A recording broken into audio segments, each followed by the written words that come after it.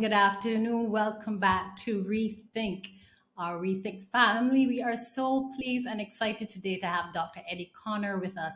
Today, we're going to be talking about one of my favorite subjects, fulfilling purpose. And Dr. Connor is an empowerment speaker, he's a college professor, a radio and a TV correspondent, and a best selling author of 16 books. He's also the visionary behind the Access Identity Conference and the founder of the Eagles Academy. Dr. Eddie facilitates masterclasses on faith, identity, relationships, and speaker training sessions. He also served as the president of the National Entrepreneurs Association of Michigan. We are so delighted. Welcome, welcome, Dr. Connor. What an honor it is to join you. Thank you so much for the opportunity, and it's wonderful work that you're doing. Glad to be included. Thank you for coming. I have my whole list of questions here this morning because, as I said, I this is one of my favorite topics. I love to talk about purpose. I love to talk about passion and purpose and drive, and I think it's one of the most important topics that anybody can explore. So let's start off by giving a definition to purpose. So we hear a lot, Dr. Connor, about fulfilling your purpose. Find and fulfill your purpose. Can you define purpose for us in this context? Yes, I think your purpose is really your unique identity. It's your blueprint. It's your thumbprint. It's particularly you being able to answer the question, "What makes me me? Who am I? Why do I do what I do?" Uh, Knowing that you were created for a specific reason, in a specific season, at a particular time in human history, for you to solve a particular problem. You literally are a seed that God has planted. And now it's time to bloom where it is that you have been planted. And so I think purpose speaks to the why. A job is what you're paid for. Your calling and your purpose is what you're made for. And so I believe somebody's waiting for you to become who you are so they can become who they're supposed to be. And it's about tapping into your purpose and your identity. Brilliant. So your purpose is connected to your identity and it is connected to one of my favorite questions, which is your why you're doing what you're doing. Yes. So Yeah. how can we identify our purpose and why is this even important? How can we identify our purpose?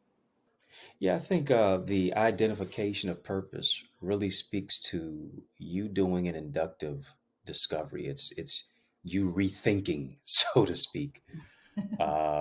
What is my passion? What really sparks my energy? What wakes me up in the morning?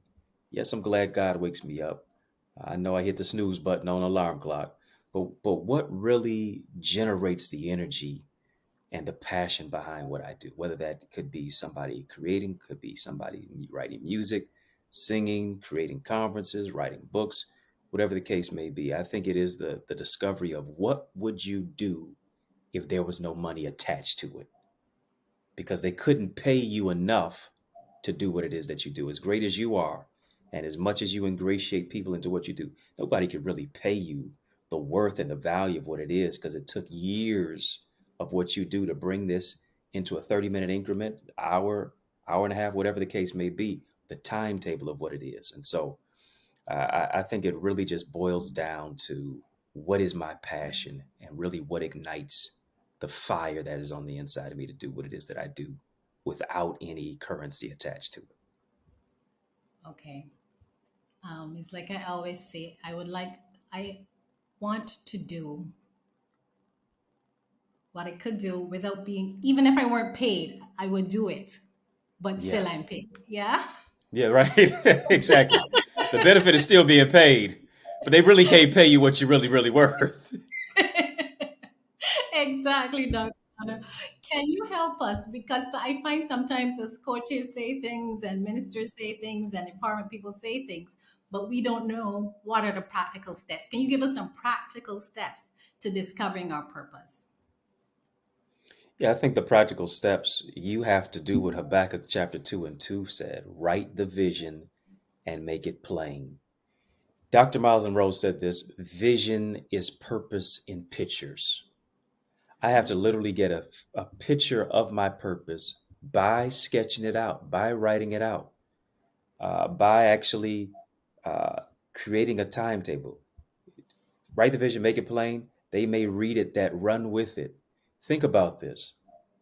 For a plane to take off, it has to go in circles. And the reason it goes in circles is because it's gaining momentum to take off. A lot of times when our life is going in circles, we want to throw in the towel, we want to give up. But no, it's an opportunity for you to gain momentum. The divorce, it made you go in circles, but it's an opportunity to gain momentum. The negative behaviors and the habits, opportunity to gain momentum. The father wounds, the mother wounds, the trauma, the trials, the triggers, the tribulations, all an opportunity for you to gain momentum. And you writing it, the vision and making it plain, it literally becomes a plane. When you write it and make it PLAIN, it becomes a PLANE. So that you're able to soar, you're able to take flight, but you have to have a blueprint. You have to have a foundation by writing out, what are my goals? What am I good at doing? What are the challenges that I face? And then also, how do I take my goals and my vision and create an action plan surrounding it? This is what I'm going to do in the next 3 months. This is what I'm going to do in the next 6 months. This is how I'm going to hold myself accountable. This is how I'm going to remain committed to my commitments. If not, everything else becomes ethereal and mystical, and you're wishing and you're not doing, and you're procrastinating and you're wishing on a cloud. Yeah. But a plan is not a wish, a plan is an action. And I think it boils down as well. If you believe in it, you're going to actually put in the work to make it happen. Okay, so we're going from the vision, we're making it plain, and then we're setting some concrete goals for ourselves and what they call the SMART goals, so that with Right. times attached and so on, so we can actually walk it out. And I always encourage people, if you're visionary, if you're creative and you don't like writing, perhaps you can do a vision board or something that you can look back, with your Pinterest board or something that you can see the vision. And as you say, that we make it plain so that you can run with it, and that everybody else, according to your destiny, is running with it, Yeah, and the absolutely. angels and everybody's running with it. So you mentioned something just now. You were talking about divorce, and that's another one of my topics. But how important, Dr. Connor, are things like your relationship and your finances, the health of your body and your health of your mind, towards us fulfilling our purpose? The all the resources and all the other pieces. How important is that for us in achieving the goals? Yes, I believe how you do anything is how you do everything. It has to have a mindset of excellence or nothing at all. And there's a quote that suggests every one of us has a crown over our head that one day will grow tall enough to wear. Wow. Often we think of growth as just physical, but it's also intellectual, it's psychological, it's spiritual, it's mental, it's down those alleys of life, so to speak. Simply because if we're only growing physically, we'll remain grown infants. We'll remain grown boys and girls rather than moving into a place of maturational development. And so I think it's all about doing an inductive study, rethinking, recreating, resourcing who it is that we are, and even reparenting ourselves for what it is that we did not necessarily have. And I think it moves into the place of the accountability, but also the vulnerability. And that is that growth, emotional intelligence. May as we just segued out of it, that being Mental Health Awareness Month, but every month is Mental Health Awareness Month. We got to Right. do a self check in to see what it is that we are experiencing, what is it that we are doing, what can we improve upon, what are the factors in our life that may be faltering, that we can level up, that we can lift up. In the multitude of counselors, there is safety, and so surrounding ourselves with individuals who can provide the right type of guidance and mentorship to us so that we can look at what it is that we have gone through, but also grow through what we've gone through to become better. And I think it's really about holistic development. Some people are just so great financially, but they're terrible in their relationships. They're great in their relationships, but their administrative gifts are lacking.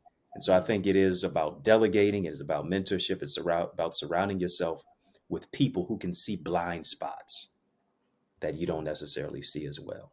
Wow, that kind of ties into what I was just about to ask you Mhm. about personal development skills, and how necessary is it for us to, you know, grow.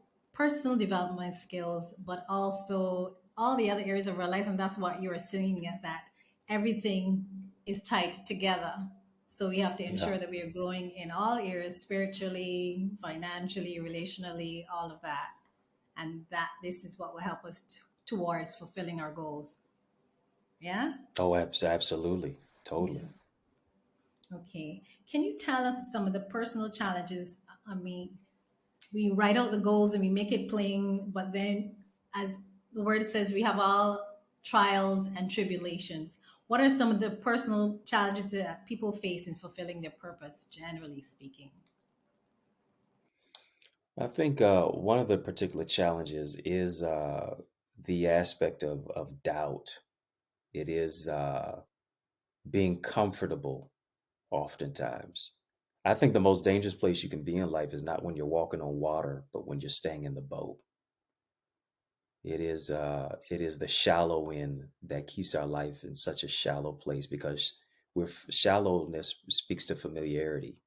It speaks to comfortability, shallow friendships, shallow relationships, shallow ideas, rather than the call of Christ to launch out into the deep, to do something different in order to get something different. A lot of times we want to do the same old thing, expect a different result, but that's straight up insanity. It makes us crazy. You're wrecking your brain. And I think it really speaks to the whole aspect of we have to get comfortable with being uncomfortable. We have to be uncomfortable with being comfortable. If COVID-19 taught us anything, it is if you don't evolve, you won't be involved. Wow. And I think we have to do something different. We have to forsake the familiar.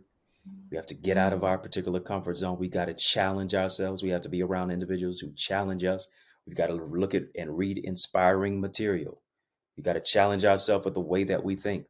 We got to think critical in chaotic times. We have to reprocess how it is that we have done things so that we can get to where it is that we're supposed to be. And I think the call is to do something we've never done before so that we can go where we've never gone before.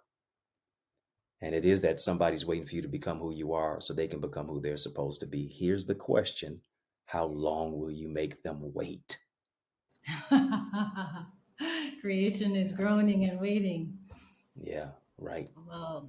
For the That, expectation of the sons. Yeah. yeah. Wow. And really, one of the words and the words that came out of this pandemic is unprecedented, unprecedented, unprecedented. And as you say, a lot of us were forced to think outside of the box because we were Mm, living this comfortable life, and here came COVID and knocked everything upside down. And it taught us, I think, a lot of us that okay, we can do things differently. Like we don't have to go into the cubicle and sit down. We can work from home. yeah. Yeah. You're So right. as you're saying now, is that one of the greatest challenging challenges to us achieving purpose is our own self and our own limitations and how we've grown up in our culture and what we've seen and what we've always done. I find that people are scared of change, but Yeah. people are scared of change. So it is really and truly, as you're saying, to push past the resistance of the comfortable to get to achieve our goals. And that's, I think, easier said than done sometimes for a lot of us. Yeah. Mhm.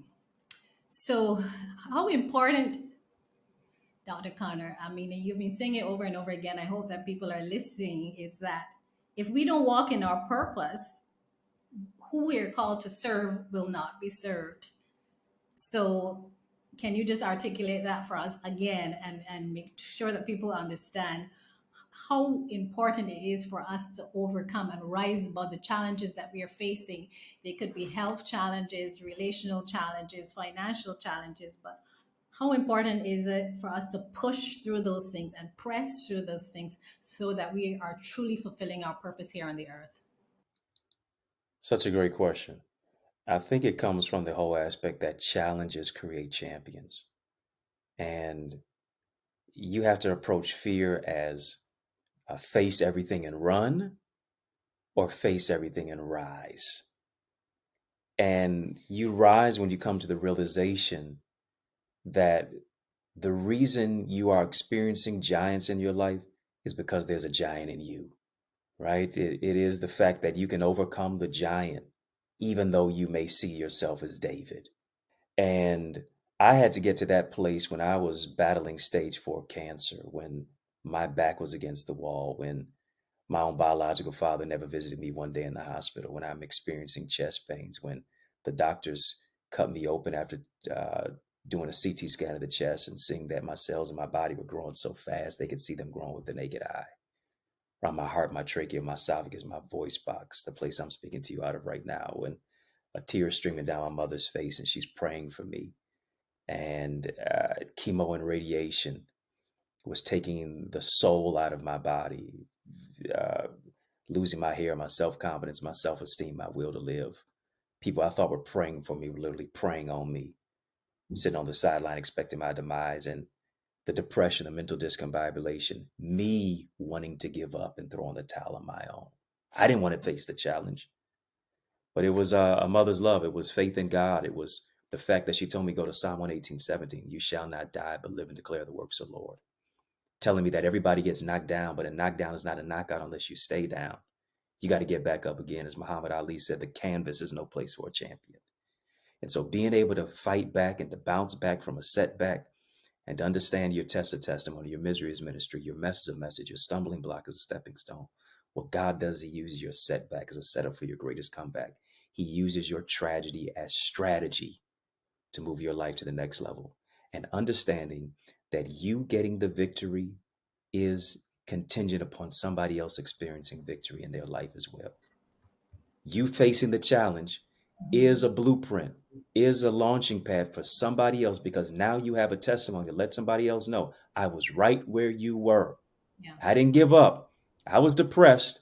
I had depression, but I reconfigured the words, the letters in the word depression is Yeah. I pressed on, finding the I'm possible and impossible.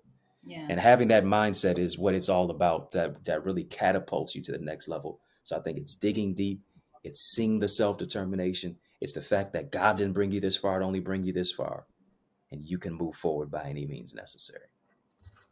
Wow, that is a very powerful testimony. It touches my heart because I have two grown sons, and you hate to see them in pain, even as adults. You hate to see them struggling with anything.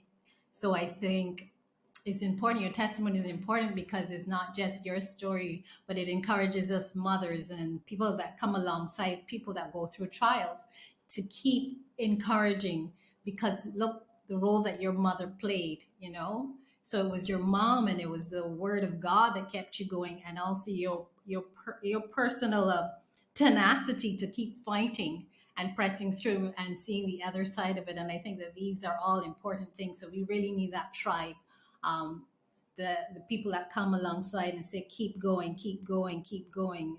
And often cases, it's a mother, it's a wife, it's a husband, it's a child. And this is so important to have somebody to keep our arms up when they're falling, to hold Yes, up, like, sir. to keep our arms up so we keep in the fight. Because as you said, it is not just about us, it is about everybody that we're going to influence. Look how you have gone on to influence thousands upon thousands of people, and God did not waste. I always say to people, God doesn't waste pain. If you've given your life to Wow. Christ, He doesn't waste pain. God doesn't waste pain. And you were able to turn your pain into your purpose. And I think that's a very important lesson. And I thank you for sharing that with our audience this morning. How can we help the youth, even as I just talked about my sons, but more so the young men that are in trouble, the young people that are at risk? I had an opportunity to do some coaching with some young men that were at risk, and it so touched my heart. But and I think a lot of them don't know how. They don't even know what is purpose. How do I even step towards the purpose? So, Dr. Connor, from your vast experience, can you tell us, especially with working with the youth, how can we help the youth, and all, not just the youth, but those that are disenfranchised, generally speaking, how can we help them to press on towards purpose and to understand that there is greatness in them that needs to be fulfilled? Yes, I really believe this quote that suggest young people are like Kodak film. All they need is development and exposure. And I think what they see is what they will be. Too oftentimes, we only expose our young people to athletics and entertainment, throwing a football, kicking a soccer ball, bouncing a basketball, dancing and rapping on a microphone. And we see that as what they always want to be, but that's all we're exposing them to. And so I think exposure to doctors and judges and lawyers and inventors and investors and hosts, podcasters, and things of that nature gives them a blueprint. The sad indictment is that many of our young people don't get an opportunity to meet a lawyer until they're being sentenced. They don't have a positive interaction with a police officer because they're being arrested. They never meet a judge until they have a court date. And so being able to show them this is what you can do, this is what you can become. Frederick Douglass said, if we build strong children, we won't have to repair broken adults. And so I think it really gets to the blueprint, the genesis of, even if I'm not as a parent, as a father figure, as a mentor, what I'm supposed to be, at least I can at least expose them to something that they can become. Because a great mentor, a great father figure, great mother wants their children, wants their mentees to be better than them. And so I think it really is going to be about exposure. Our young people don't do what we say, they do what we do. And so being able to lead, being able to succeed, being able to expose them, being able to place something in their hand is really needed and necessary. I mentor young men all the time, and we use books as a bridge. We talk about literacy. I think every mentorship group needs to have a literacy component. What is it for our young people and our young men, particularly, to tie a tie, be able to shake a hand and look at somebody in the eye, but they graduate out of your mentorship group and they don't know how to read. Readers are leaders. They say the average individual post high school only reads one book in the span of their lifetime. And so being lifelong learners, understanding the more you know you don't know, a know-it-all really knows nothing at all. And so being quick to absorb information, wisdom, and dispense that and dispatch that onto our young people and showing them the practical steps of how to use it, I think will bode well for us, especially as we're seeing millennials and Gen Zs booming and boosting and going into using social media and technology at a greater rate than ever before. Thank you very much. And as you were talking, I remember those same young men, and I remember doing an exercise with them and talking about their vision. And it grew the hair on my head because the things that they were Mhm. talking about clearly came, as you said, from what they were being exposed to, the money, the girls, and things that you see on the music videos and so on. So I think you hit the nail on the head, because it is the exposure to what they don't know, to what they haven't seen modeled, Yep. to what they did not grow up in. And sometimes you say something to them and it's like they had an aha moment because they were not aware of these things at all. So I think, thank you for that. I think the key word coming out of what you just said is exposure, and exposure to the right mentors. I can be that, I can do that. And exposure to knowledge through books, knowledge. And it's just surprising how many young people leave high school and cannot even read. As you're saying, it really breaks your heart, because how are they going to successfully get through life without being able to read? So I think that what you're doing is highly commendable, and you're hitting the nail on the head in what you are advising us to do. And it's not just young people too, it's disenfranchised. You could be 40, 50. There's a surprising people that in their 40s and 50s and 60s that have not been exposed to certain things, and that's why they cannot live out their vision. So thank you very much. There's so much wisdom here. I can't even keep writing. I have to go back and write down all these wonderful quotes. And the things that just flow out of you so naturally, and that we're gonna have to pick it apart when we write the article. But I am so Oh, wow. grateful for Wow. you, and I am so grateful that there are people like you on the earth that really have taken, of their pain and made it into a purpose that will bless others. And I mean, thousands upon thousands. So, Dr. Connor, before you go, we don't want to take up any more of your time. Can you tell us how we can reach you and anything else that you want to share about your programs or anything else at this time? Absolutely.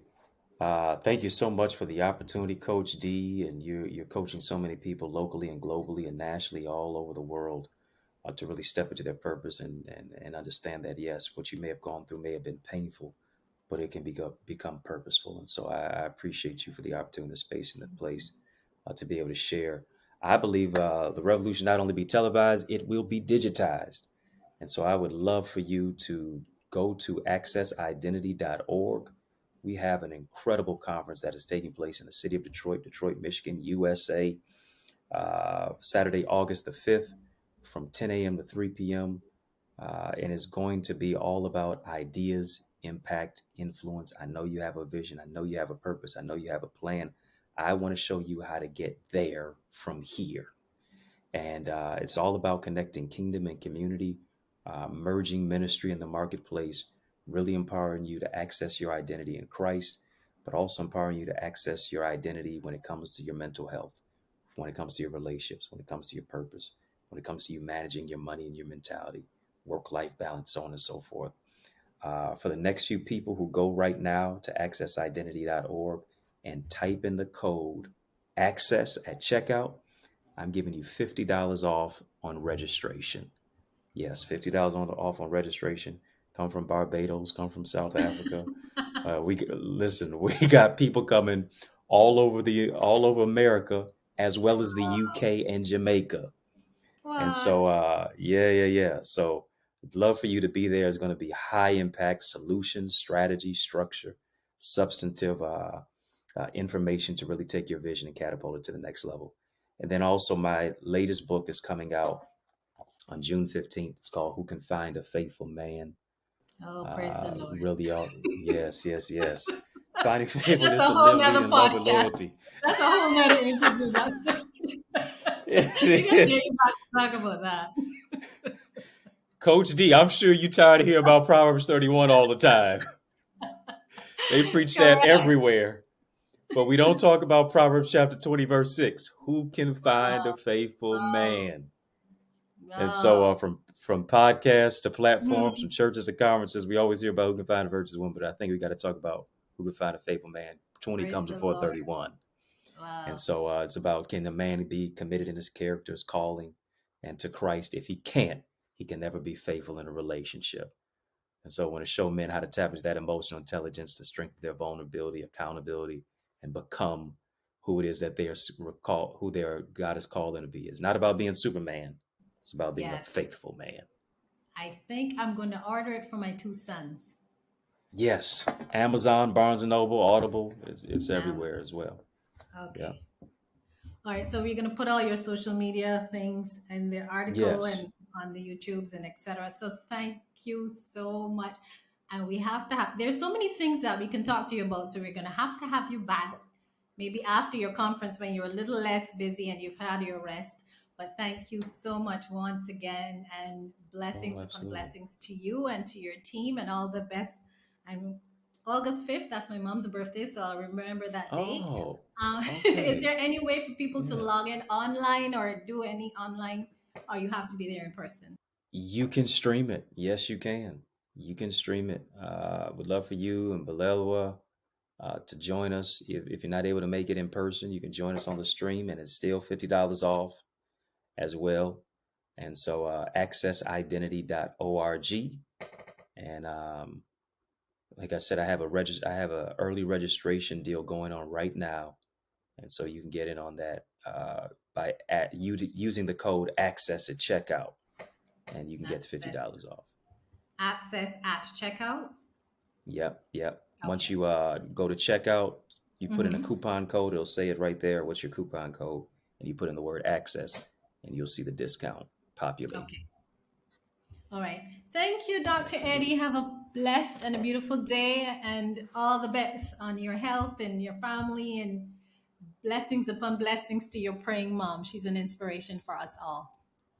Oh, I appreciate it. Thank you so much. All right. Thank you, Dr. Connor. Have a blessed Oh, day. thank you so much. You too. Have a blessed All one. right. Bye bye. Thank you. Thank you so much for viewing. Remember to bookmark our 3 e-magazines, Recreate, Regen, and Resource. Also, follow them on their Facebook, Instagram, and LinkedIn pages. If you're interested in sharing on this platform, please call or email us at the contact information on your screen. Until next time, all the very best from our Rethink family.